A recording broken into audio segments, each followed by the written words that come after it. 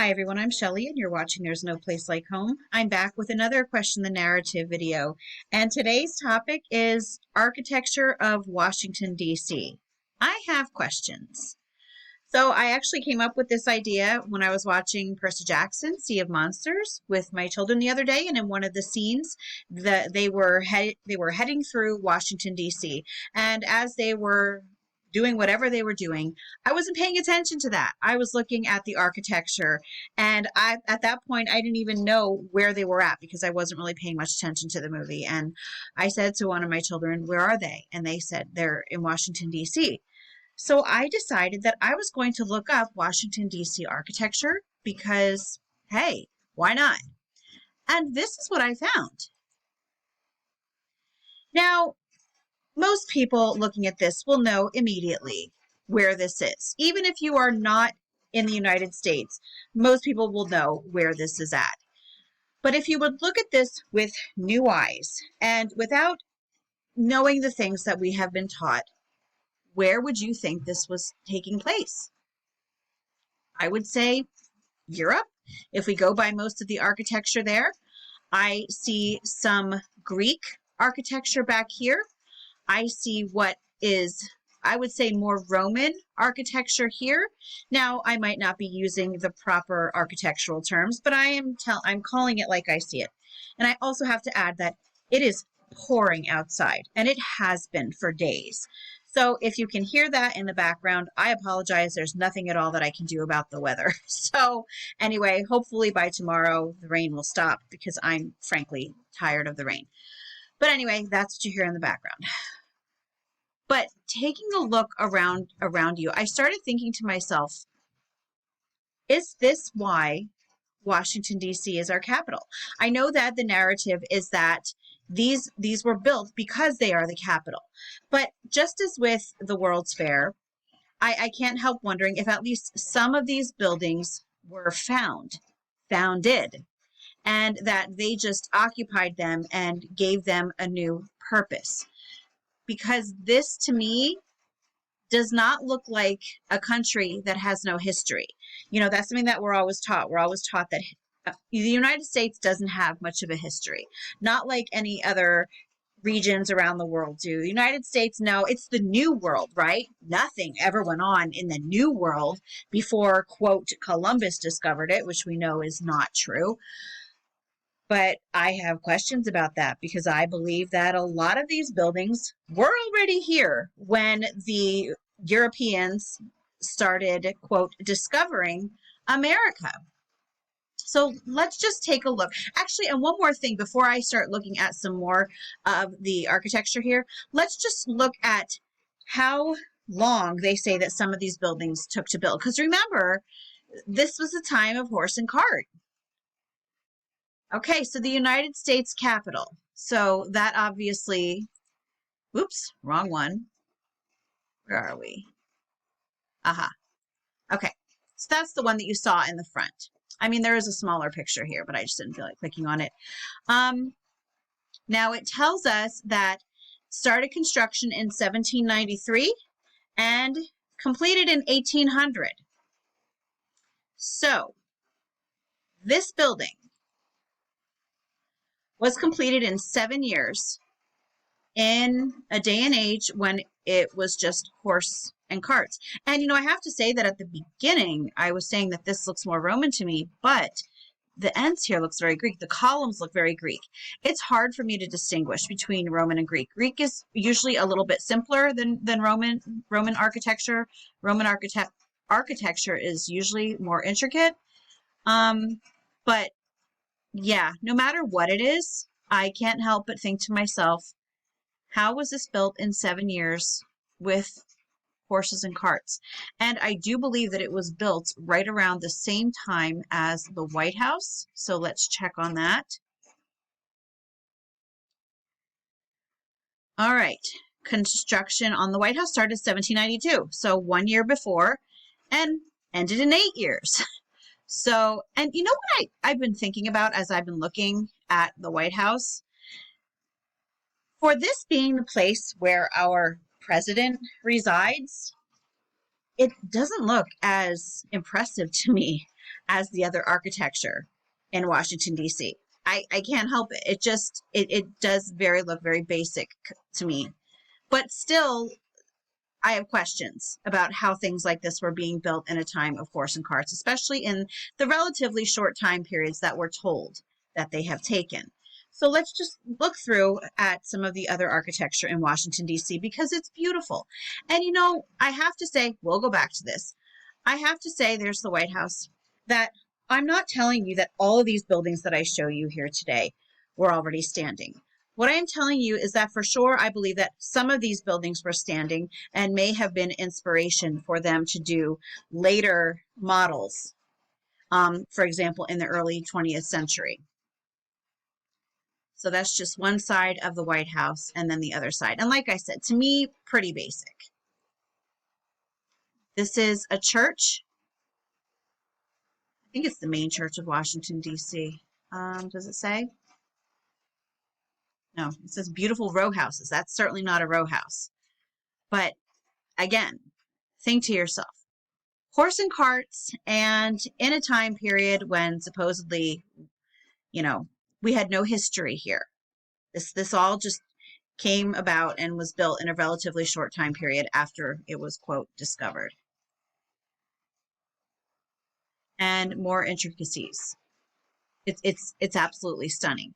And like I said, I know that there will be some people commenting saying, oh, well, there are construction photos of this building. Okay, I know that there are construction photos of some of these buildings. But there are certainly not construction photos of all of these buildings. And yes, just as with the World's Fair, I think that there were buildings already standing at the World's Fair, and they kind of quickly put up other buildings to kind of go with the theme. And I think that's really what happened here. They came to an area, they found a place that had these beautiful buildings, and they just decided to continue on with that pattern. So here, this is the Smithsonian, quote, castle. And yeah, it certainly is a castle. It's got turrets. And of course, it's the Smithsonian, because why not give huge honor to a place that misplaces everything of importance or everything that goes against its narrative. Another beautiful building, and columns are just there's something that you see a lot in Washington, D.C. And you know that they use some sort of mold for all of these. But it's not necessarily the intricacies that I look at. It's just a matter of hauling the equipment there, pulling it up. We know that they don't have near the equipment that we do today. Yes, I know that not in the time of the White House and the Capitol, though, but in the later 1800s, yes, they had steam, at least according to the history that we're given. So that's fine. They didn't have that when the Capitol was built, though, or the White House. So up here, let's see if we can get a closer look. It's beautiful. And again, it's very European. Certainly not something that you'd expect to see in the United States. And I think it's a shame because the United States has so many amazing things. I was just looking today at some probable pyramids under a lake in Wisconsin, and that's something that I would like to touch on at some point. Yet we're told, again, we have no history. So they forget about the Georgia pyramids and the mounds that we have everywhere, and the pyramids that are very likely in the Grand Canyon and the very Egyptian-looking things in the Grand Canyon. They, completely overlook the beautiful architecture that, yes, well, they don't overlook it. I think that they lie about a lot of the architecture. And they tell us, no, this is pretty new. This is the new world, so the architecture's new. And I'm saying, no, it just got new tenants. Just another photo of the Capitol building, the building that was built in 7 years with horse and carts. This is another one. And if anyone knows what this building is, if you could let me know, because I did a quick search and wasn't able to find specifically what this one was. And I'm going to be honest, it was a cursory look. I I was more interested in what they look like than what the actual names were. Here we've got the Lincoln Memorial. Very, very Greek. It looks like, what is that? Is it called the Parthenon? Isn't there also a Parthenon in Georgia? I'm going to look that up right now. It has nothing to do with Washington, D.C., but I'm going to look it up anyway.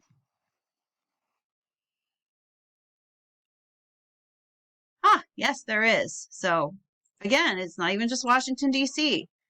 This architecture just turns up everywhere. This is beautiful, especially with the cherry blossom trees. They're one of my favorite trees. I love cherry blossom trees and tulip trees. So it's obviously taken in spring, very Greek again. And I actually, again, this is another one that I had a hard time finding out what it is. You can tell I haven't been to Washington, D.C. very much. I did discover, though, finally, that it's the Jefferson Memorial. I originally found this in an article about architecture in Washington, D.C., and for some reason, it did not tell you what building this was. But at least I found that out eventually. Okay. So I showed you the Smithsonian Castle, also known as the Smithsonian Building, before, and I did not share, though, that it was built from 1849 to 1855. So this took 6 years. This actually looks a bit different. I'm wondering if it's a different part of the building, because that is certainly, unless this looks like a turret, but it seems to me like it's a different part. This is the Smithsonian Institution building. Aha, I see. Yeah. So there is this castle-like structure here and what almost looks like a church here. And do you know what that reminds me of? That reminds me of a church in Allentown, Pennsylvania that I drive past all the time. And I'm actually going to look that up right now. Okay, so obviously the photographer could not fit the entire church into one photo. And the reason is because if you stand across the street and try to take a photo, it's pretty close. You're not able to get like the whole thing, even if you hold your camera landscape wise. And I know this because I tried getting photos of it myself. So this is one part of the building right here. So, well, church. Okay. And let's go back to the one in the Smithsonian because you'll see that the church part of it looks pretty similar to me.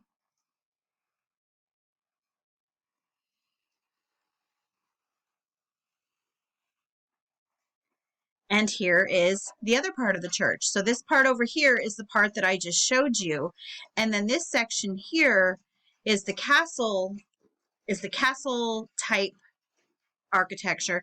Now, if you look down here, it says that this was built in 1908. And I mean, maybe it was, maybe it wasn't, but that does not change the similarity, if you ask me, to how there's a castle type structure attached to what certainly seems to be a church here as well. So, and I have to say that Allentown, Pennsylvania has some really beautiful churches, some really beautiful buildings, but unfortunately, since the buildings are so close together, because it is a city, it's very hard to get any decent pictures of like the entire buildings when they're larger like this. And this is the old executive office building, and this was taken in 1981. That's not when it was built. Let's find out when it was built, because again, I'm wondering what they say about this. You can see, I believe that's the Washington Monument, that obelisk. That's a whole other story.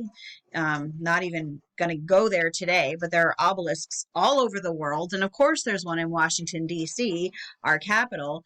But this is the old executive office building built in a time of horse and carts.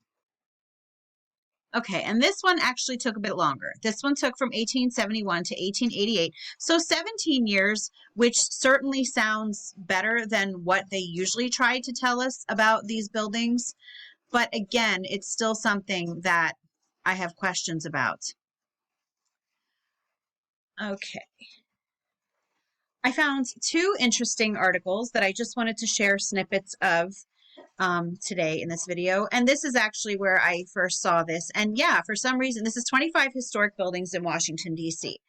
And it doesn't say that that's the Jefferson Memorial. Unless we scroll through here and I find that I missed it somehow, I had to actually look it up to discover what this was. It's the Jefferson Memorial. Now, what I find interesting and what you are going to see too is that all of these beautiful, extravagant buildings that I have shared with you today, most of them are not on this list of 25 historic buildings in Washington, D.C. Most of the historic buildings that they are sharing with us are very basic. And it's more obviously because of the quote history behind them, but I certainly expected to see more of the extravagant buildings. I mean, Mount Vernon it's a beautiful building, but it doesn't compare to the architecture in the rest of Washington D.C. I understand it was the home of George Washington, but to me it's almost like the White House. It's kind of not as impressive as the rest. And here's an old stone house. Again, I'm like, what is this even doing here? But yeah, that's because I'm coming from a completely different perspective than the author of this. So here, the U.S. Capitol, that actually made it though, so that is nice. And of course, the White House was going to make it there. We know that, of course. There are 132 rooms, 35 bathrooms, and 6 levels. Okay? Built in 7 years by horses and carts. The U.S. Treasury Building. Now, this one is interesting, and I'm going to actually read this one, okay? So it was built in 1800, all right? Now, the historic Gregorian-style building located to the east of the White House was burned and rebuilt several times during the 1800s. Imagine that. Do you see this building? Let's go try to find a bigger building. Okay, so this building was burned and rebuilt several times in the 1800s. So I think it was an amazing feat for it to be built once in that time period with the technology they claim that they had. And that's another point that I want to get at, is that people will say to me, oh, but they built Notre Dame even earlier than that, and they built these types of buildings in Greece. And I understand that. But what I am saying is that the people who built these, I don't think they built them. I don't think we're given the proper narrative about many civilizations. And even with Notre Dame, I know that they like to. I have a book called Cathedral by David Macaulay for my children for homeschooling. And they try to, tell you how the architecture was done with flying buttresses and all of that. I think a lot of it sounds good on paper, but if you practically think of how it could have been done, it no longer holds up. And that's the issue with the architecture around the world. I believe that the civilizations that built the buildings around this time, far more advanced than us, far more advanced. They had some sort of superior technology, which, yes, could have been fallen angel technology, in my opinion. Okay, so I'll just continue reading this. Okay, so it was burned and rebuilt several times during the 1800s. Okay. It is the third oldest federally occupied building in Washington, D.C., preceded only by the Capitol and the White House. At the time that it was built, it was one of the largest office buildings in the world. It is 5 stories tall and sits on 5 acres with a landscaped garden. Burned and rebuilt several times in the 1800s. Okay. I'm just going to scroll through a lot of these because they're just, yes, historic value, yes, but none. And even this, to me, it's Arlington National Cemetery, the home of Robert E. Lee and his family, serves as a memorial to this important historical figure. Nice, but certainly not anything like what we've been looking at. I'm just going to keep scrolling. There's the Smithsonian Castle that we talked about. And there you see the more castle aspect of it. I would love to see what this looks like from an aerial view. You think that's the sun? Sun worship, maybe? Could very well be. Renwick Gallery. I didn't see that. That's actually pretty nice. Designed by architect James Renwick Jr. to house the private art collection of Washington banker and philanthropist William Wilson Corcoran. So, And it says by 1897, Corcoran's collection had outgrown the building, and the gallery was moved to its current location across the street. So they made this beautiful building just to house artwork, and then decided that it was too small, so they just abandoned it and went somewhere else because, hey, why not? There's that grand old obelisk.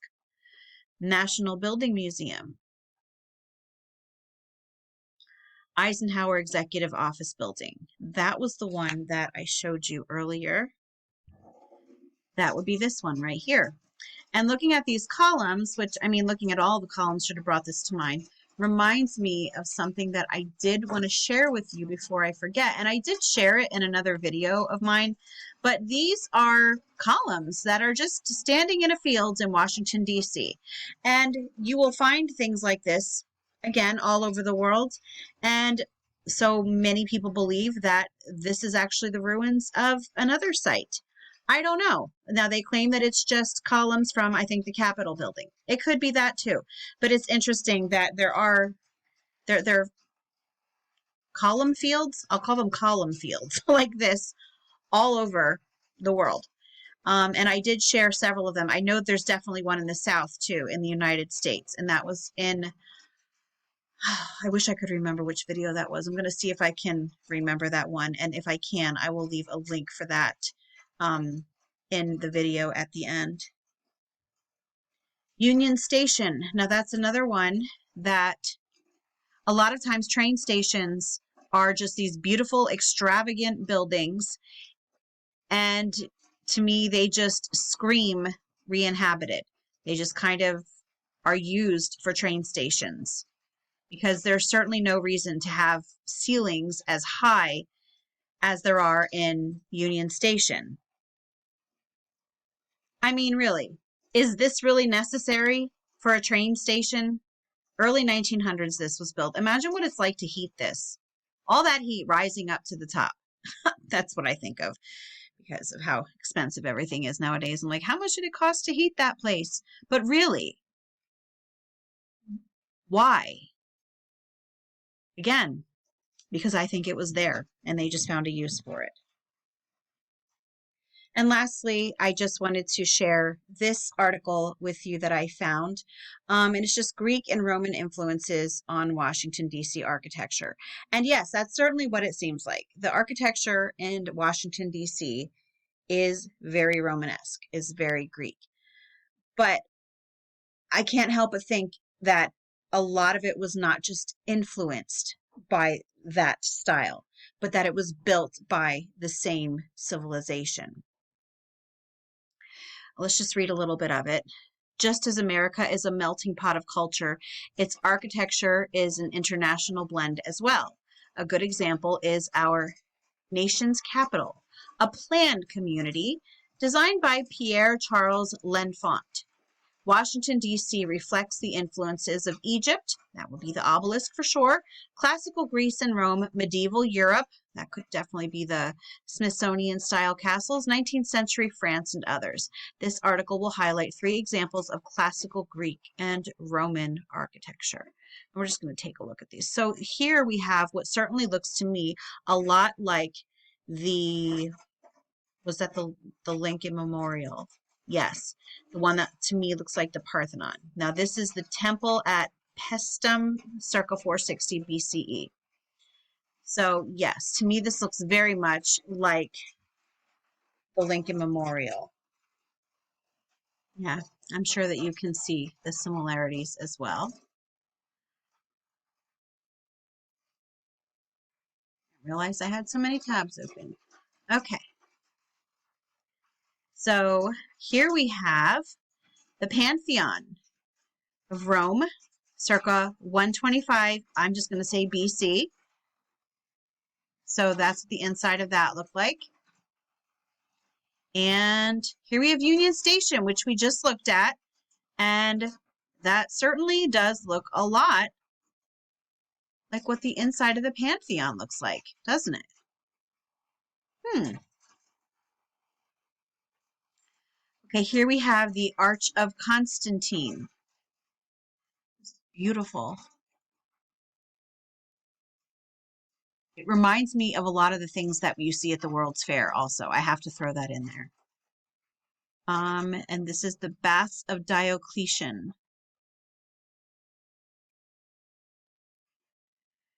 And here we have the Capitol building. Stunning. I think it's way prettier than the White House for sure. I think it's one of the nicest buildings in Washington, D.C. for sure. Oh, and there's the Lincoln Memorial that I talked about earlier. And I do think that it looks a lot like the first ruin that we saw. This one too, the Acropolis. This is probably just because of all the columns. It just looks similar. That also kind of reminds me of that field that I showed you, the fields of columns. And that's it for that. So anyway, I hope that you enjoyed this.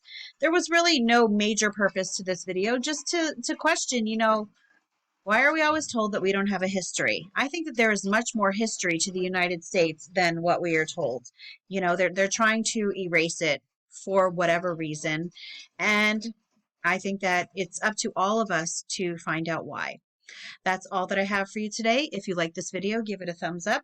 If you haven't subscribed yet and would like to hear more of what I have to say, I would love if you would do that. If you have any questions or comments, you can leave one either here or over on Instagram.